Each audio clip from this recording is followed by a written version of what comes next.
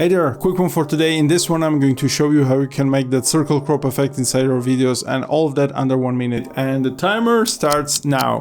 So I already imported the footage that we're going to work with, and we're going to search for the circle effect, drag and drop to our talking head, go down and switch to blending mode to stencil alpha, and we're going to increase the radius, and we're going to reposition our center for our circle, and we're going to go up to the motion, and we're going to hold shift and scale this down like so, reposition this, and basically the circle is ready. And if you want to add the strokes, we're going to add the bucket here and drag and drop this paint bucket to our talking head. And what we're going to do is we're going to change the stroke to stroke, and we're going to add it, and we're going to change it to the alpha channel, and also you can change the color to white, and you are ready to go.